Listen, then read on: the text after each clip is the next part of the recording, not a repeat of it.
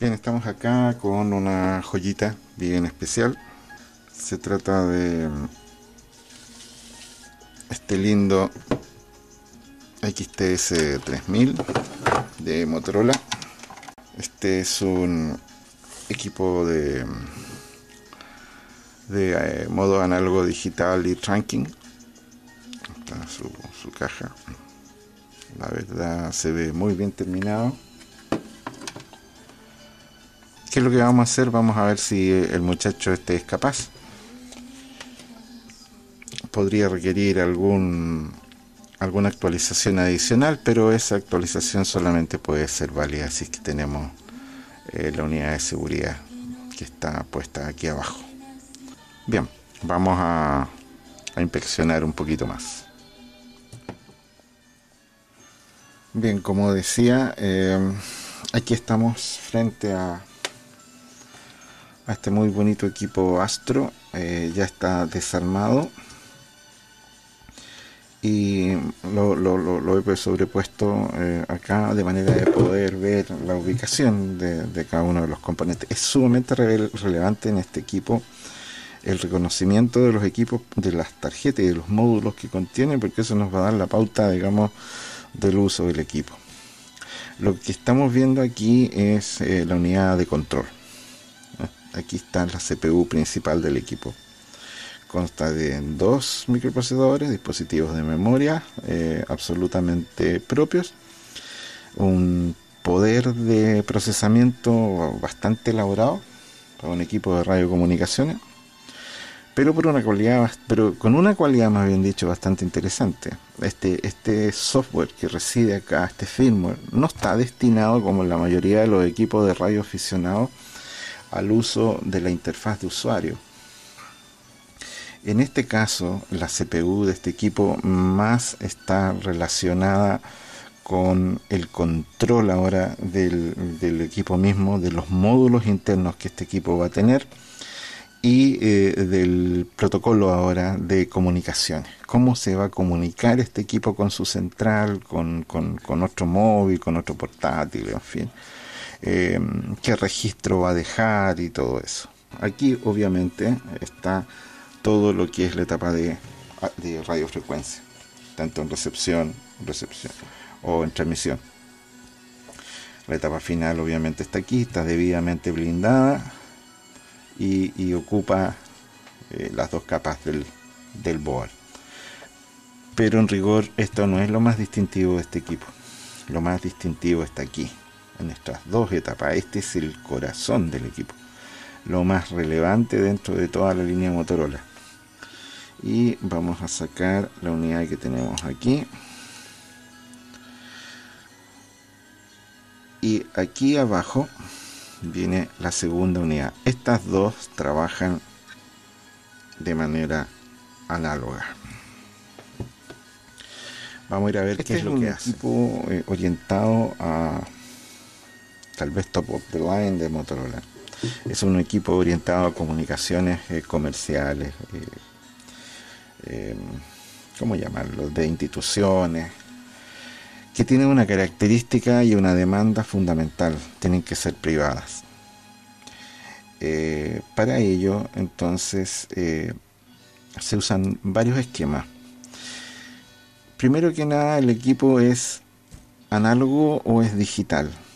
Quien realiza esta función, ya sea de transferir la voz del operador en forma análoga hacia el aire, hacia la etapa de RF, la hace esta unidad, o en forma digital. Este es el famoso vocoder, que es el codificador. Viene con un banco bastante más grande de memoria. Es una tarjeta que está hecha para hacer digitalización a tiempo real. Ese factor es muy importante, que sea a tiempo real. Y tenemos un DSP, que es el Digital Signal Processor, que en este caso es un chip Motorola. Aquí se realiza la codificación digital del equipo cuando está en su modo digital astronativo. Vamos a retornar la tarjeta a su ubicación normal y vamos a ir a la segunda. Y esta unidad es la clave del asunto, que trabaja, como digo, muy a la par con la otra, y voy a tratar de explicar brevemente por qué. Esta es la unidad de encriptación. Esta es la unidad que nos va a hacer, no la vamos a retirar porque no es mucho lo que se puede ver abajo, salvo un código de número nomás. Esta es la encryption card. Y esta muchacha que está aquí ahora es mucho más avanzada, pues ya no solamente hay procesamiento de voz para digitalizar, aquí hay un computador. Y si nos fijamos, este muchacho es un microprocesor, es un ARM, el 0C34Y15027. Este es un CPU.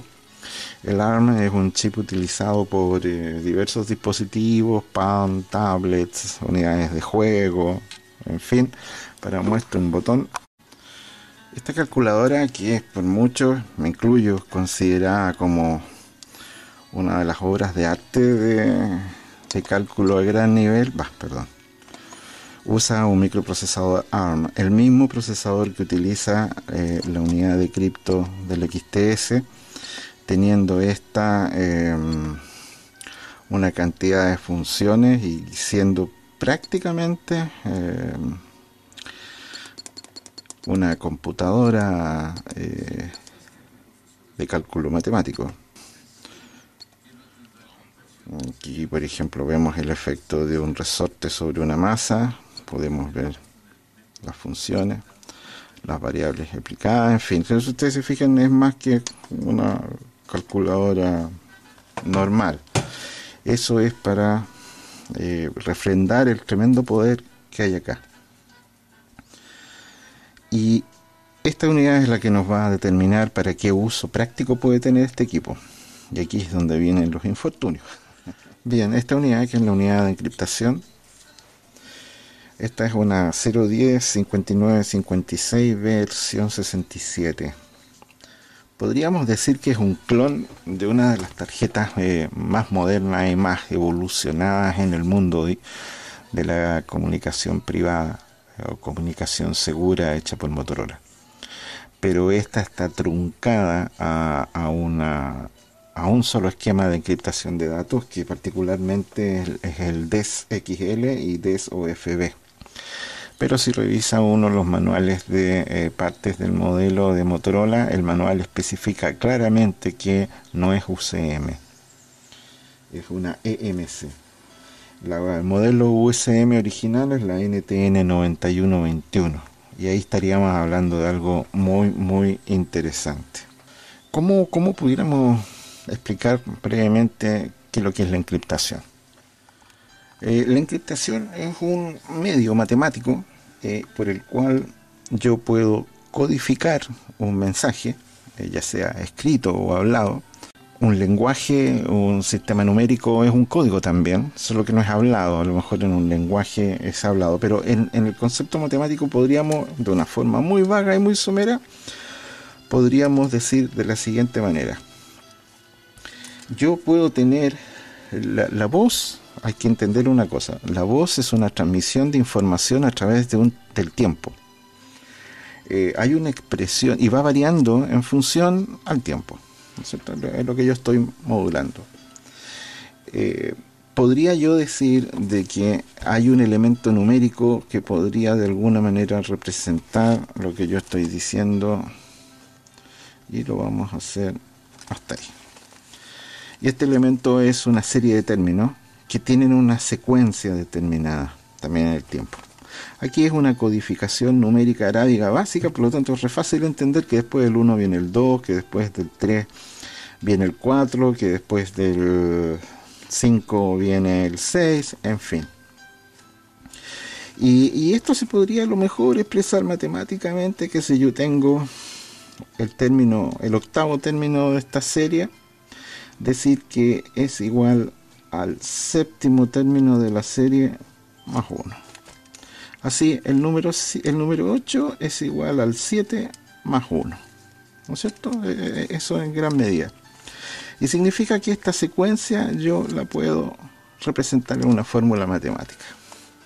Esta serie es totalmente predictiva, pero podría existir a lo mejor otra serie paralela que podría ser eso. podría ser eso, podría ser eso, podría ser eso, podría ser eso, podría ser eso y podría ser eso también. Esta serie podríamos decir que fue generada al azar. Matemáticamente el azar se explica como una secuencia aleatoria, no tiene una dependencia. De hecho, entre este término y este otro yo no podría expresarlo tan fácil como aquí. Y probablemente la variación que hay entre este y este no es la misma que hay entre este y este, que hay entre este y este, que hay entre este y este, que hay entre estos últimos dos. No es predecible como lo es mi mensaje original. Si yo, por ejemplo, sumara a todos los elementos predictivos un elemento no predictivo, con seguridad el resultado sería 85, el segundo término sería 7, el tercer término sería 15, y podríamos seguir más acá. Podríamos ver de que el componente aleatorio que fue insertado a esta serie predictiva es heredada por el resultado. Entonces el mensaje legible se le aplica una variable aleatoria y lo que yo obtengo es un código ilegible o seguro. Ese es el concepto. ¿Cómo lo decodifico? Simple. Si yo tengo esta serie de datos expresada así como una serie de datos o por una fórmula matemática, entonces yo fácilmente puedo recuperar el dato y decir que esto ahora menos 84 me va a dar 1, esto menos 5 me va a dar 2, esto menos 12 me va a dar 3, y así yo ahora recupero el mensaje que se me transmitió. Bien, se supone que tenemos una idea más o menos meridiana de lo que conlleva la encriptación. Esto, como digo, puede ser una trama de audio. Esta fórmula matemática que puede representar la trama o la serie de datos conocida, que también puede haber otra función que ahora nos descifre la trama aleatoria. Lo vamos a bautizar y le vamos a poner el nombre de algoritmo, entendiendo por ello que involucra el conocimiento asociado para producir una serie de términos de una serie. Y otro aspecto tremendamente fundamental, vamos a decir que en esta serie aleatoria el primer término de la serie juega un valor pero tremendamente relevante. Si yo cambio ese valor, va a cambiar la serie, obviamente cada uno de los términos de la serie, pero también las relaciones pseudo aleatorias que existen entre cada uno de sus términos. Vale decir qué tanto creció, qué tanto disminuyó este término con respecto al anterior, qué dependencia tiene este con respecto a todo eso. Va a cambiar en función a cómo yo cambio este valor. A este valor pasa a tener una relevancia bastante importante y se le llama el valor semilla o el seed de la serie. Para nuestros efectos lo vamos a bautizar y lo vamos a llamar key, como llave de seguridad. Quien tenga este valor quien tenga el algoritmo, podría llegar a decodificar el mensaje. Y hasta ahí vamos a llegar en este ejemplo vago. Volvemos a nuestro XTS300 y ahora vamos a ir un poco aterrizando nuestros términos. Primero que nada, decirte que en lo que respecta aquí al vocoder de este equipo en particular, es tremendamente relevante porque la información literalmente del micrófono llega aquí y este muchacho la digitaliza inmediatamente. ¿Por qué? Porque el equipo nativo así de fábrica, es un equipo digital. Existe también aquí ahora un algoritmo para provocar el proceso de digitalización de la voz. Estamos hablando de voz abierta, no estamos hablando de comunicación privada o segura. Otra cosa importante es destacar de que todos estos equipos no son equipos de comunicación secreta, son equipos de comunicación privada. En este caso nos vamos a referir a equipos solamente Motorola, pueden haber muchas otras marcas, obviamente, que producen los mismos. Y todos estos equipos entran en una categoría que se conoce como fase 3. Los equipos realmente secretos que se fabrican en Estados Unidos son fase 1. Jamás va a encontrar uno un fase 1 en eBay. Son totalmente administrados por la Agencia Nacional de Seguridad norteamericana. Los equipos se venden con autorización de ellos. Los equipos se destruyen con conocimiento de ellos. Jamás va a salir a la calle un equipo fase 1, jamás. Y si alguien anduviera con un fase 1, uy, que va a tener que dar explicaciones. Pero es imposible. Hay en la línea Motorola solamente un equipo fase 1 que se produjo hace muchos años atrás. Y es probable encontrarlo en un Astro Saber, si no recuerdo. Y se le llamaba Fidelity Desk, creo, el algoritmo de encriptación que usaba. Y tenía en su gabinete un disco rojo con las letras CC. Ese equipo quizás pueda ser encontrado en eBay. Yo no he visto, la verdad, ninguno. Pero tiene un valor meramente ya de coleccionistas, porque estamos hablando de un equipo con un esquema, un algoritmo de encriptación de los años 70. Es absolutamente obsoleto al día de hoy. Podemos encontrarnos que un equipo de este tipo, que un XTS300, sea ya un equipo obsoleto. Decía que el equipo es nativo digital y que la modulación análoga también está generada por el mismo DSP. Es tremendamente relevante ese board en el proceso de modulación del equipo de radio y, por cierto, también en el proceso de encriptación. En lo que refiere a Motorola, la encriptación, que en este caso está por esta unidad, decía, se podría hablar de aproximadamente unos 8 protocolos o algoritmos de encriptación.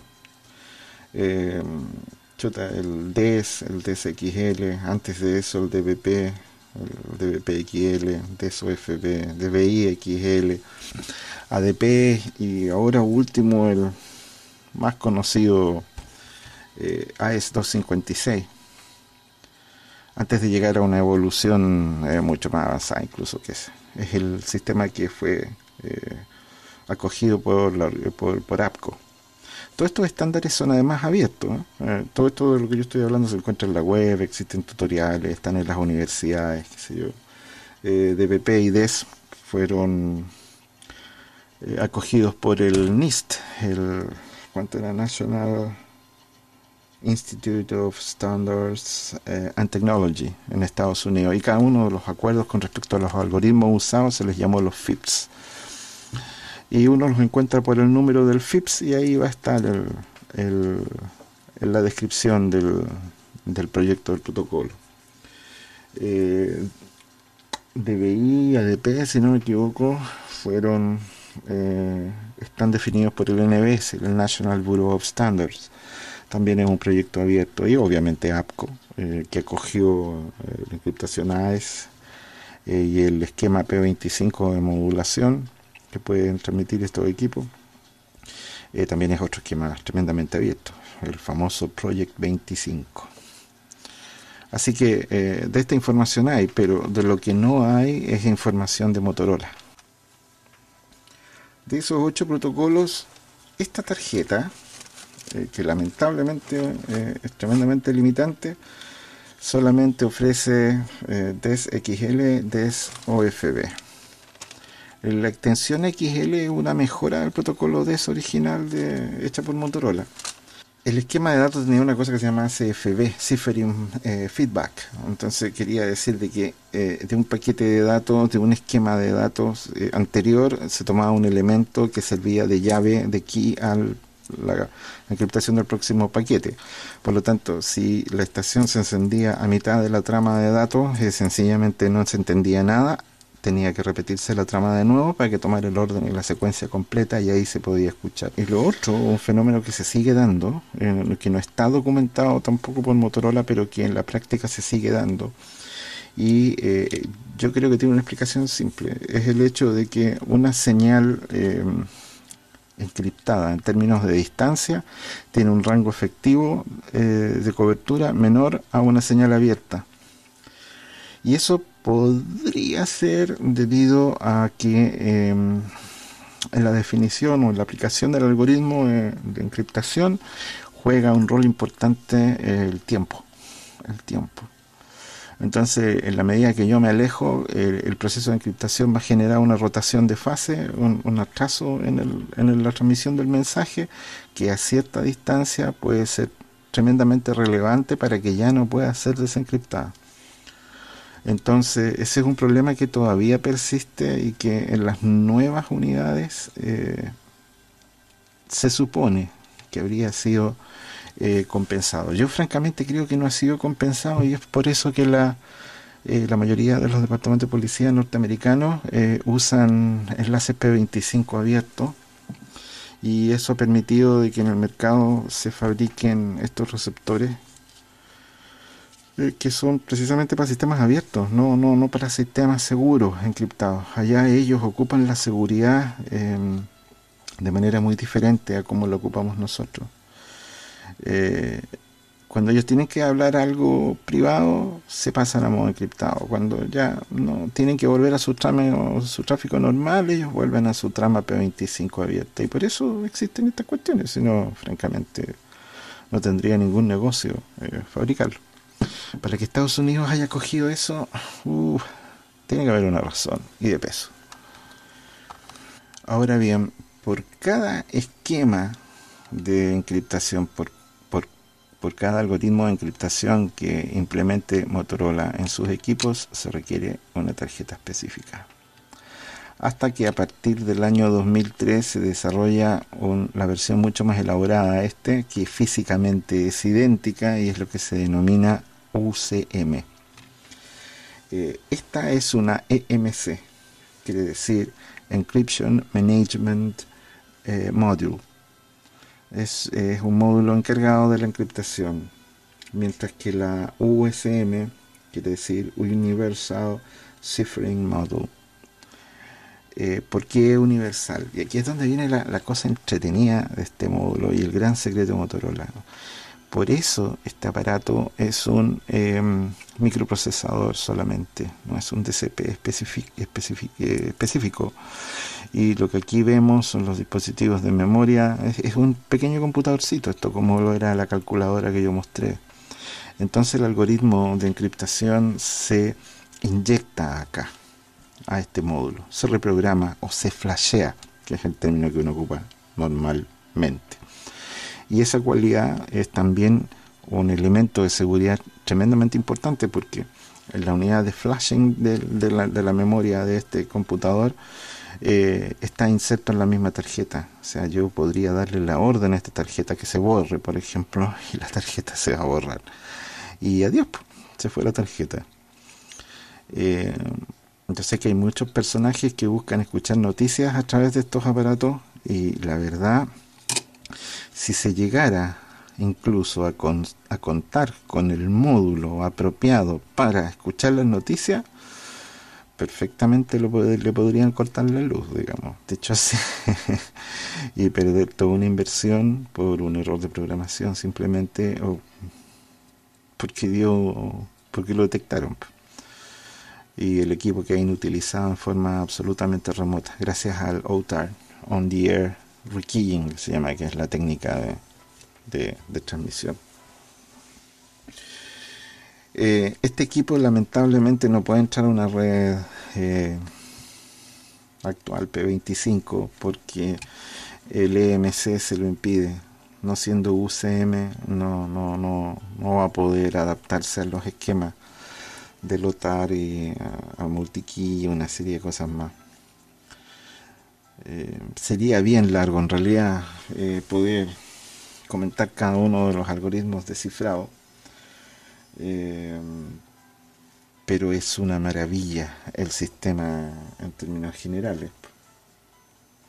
Después de todos esos protocolos que yo mencioné anteriormente, prácticamente llegamos a lo que Motorola hoy día conoce como SecureNet, y que se sustenta en base al protocolo ASN. que es, si no me equivoco, Advanced Security Network. Eh, sí, eso es. Y tiene una característica bien especial de que yo no solamente puedo transmitir el seed o el key, sino que puedo transmitir el algoritmo a través del aire. Y esta vez se tienen dos índices que se transmiten vía radio. Índices, ojo, no los algoritmos, no los seed, solamente se transfieren los índices para que vía radio puedan cambiar los códigos de encriptación que yo he transmitido, lo que hace imposible de poder descifrar el sistema. Además usa un sistema que se llama KEK, que es eh, ¿cuánto era? Key Encryption Keys, algo así era la definición. A eso se le llamó Shadow Cryptographic o Shadow Key, que consiste en un algoritmo recursivo ahora en que la llave de encriptación es a la vez encriptada en la transmisión. Por lo tanto, la llave se mantiene en las sombras. De ahí viene el concepto de Shadow Key y usa dos variables. El Shadow Key también y el KEK se asocia a lo que se llama eh, USK. El USK es Universal Shadow Keys y involucra de que la llave y la transmisión de la llave y el algoritmo también está encriptado. Entonces, por eso digo, el sistema ADC que se usa ahora actualmente puede ser absolutamente indetectable. De hecho, lo es. Y la única forma, quizás, que alguien pudiera llegar a detectarlo por algunos minutos o hasta que lo descubran es primero que nada subir una fuga de información desde dentro de la organización y alguien le diera el acceso. O sea, nadie que no tenga acceso a eso o, o si alguien logra ingresar a esa red es porque lo dejaron entrar nomás y en cualquier momento lo pueden matar. Eso es lo más importante y es una inversión bastante fuerte. Bueno, eso, fundamentalmente es re entretenido. Este equipo podría trabajar como la encriptación es DES, no, lamentablemente tampoco entra con APCO. Si fuera DBI podría entrar algún tracking usando seguridad Astro Digital, InBE o Bcelt, la que maneje el, el key. Otra cosa, estos equipos Motorola tienen el firmware del sistema ahora, considerando la unidad de control, considerando la unidad de encriptación, en fin. Está subdividido en dos partes, lo que se define la parte externa y la parte interna. La parte externa es la que entrega los parámetros del usuario y la parte interna es la que contiene los parámetros de control del protocolo y de los algoritmos de encriptación. Fundamentalmente, el CPS lo que hace es generar la parte externa y la parte interna se realiza a través de otro esquema, el mode flashing que se llama. Cada una de las funciones que tenga, en este caso la unidad de encriptación y la unidad de vocoding, involucra módulos, involucra licencias dentro del mode flash y que van a ser registradas por su número de serie. Así que fácilmente uno, decodificando el código del flash mode, uno puede saber qué módulos tiene habilitados. Así es que lamentablemente no creo que haya algún sistema hoy en día moderno que opere en la norma básica que opera este XTS. Podría llegar a modular P25 en modo UID a UID, point to point, mobile a mobile, una cosa así. No va a poder entrar en un sistema de tracking. No va a reconocer el hybrid key que usa el modo APCO seguro, el SecureNet, que es el nuevo sistema desarrollado por Motorola. Así que, bueno, para eso, para entretenerse. Hubiera sido de más, de más uso. Ah, aquí otra cosa importante, y con esto voy a terminar, para no ser, no aburrir a nadie. Este equipo, a diferencia de lo que podría ser un turbo, es un equipo hecho absoluta, total y completamente para comunicación privada, para servicios seguros, gracias a esta unidad, por cierto.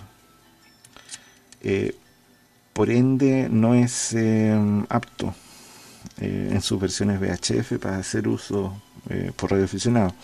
La ley de radioaficionados chilena y la ley internacional nos impide a nosotros como radioaficionados usar sistemas encriptados de ningún tipo. En nuestra ley no existe una definición clara con respecto a lo que es la modulación de voz digital. No obstante, sí existen definiciones claras y tomadas del UIT y indirectamente de la ITU con respecto a lo que es otros esquemas de datos, el APRS, X25, qué sé yo, están definidos los segmentos donde se puede operar al respecto, pero de lo que es codificación de voz digital no hay nada dicho. Quizás pueda ser aplicable y sería lógico pensarlo así en el mismo esquema, o sea, ahí al ladito de donde está el APRS, bien yo podría modular digital y estaría acorde a las especificaciones de la ley, pero yo no puedo usar este equipo, no puedo usar encriptación, me arriesgo a multas en el caso, a una serie de problemas. Así que tampoco nos sirve para ir a jugar a nuestras repetidoras de VHF, si hubiera sido VHF, por cierto, pero igual es lindo. Entretenido. Amigos, muchas gracias, pero a ver, vagamente, la verdad, ya me extendí harto en el tiempo y, y, y no da para poder explicarles más en detalle. Para usar ahí multikey se puede usar la versión de firmware 3.0 en adelante, pero las versiones más modernas, incluso ya por los esquemas de encriptación y por la UCM, en base a sus algoritmos, requieren de un firmware 7.00 para arriba. Este equipo debiera estar 3.0. Así es que, eh, nada, eso sería. Muchísimas gracias, será hasta el próximo video.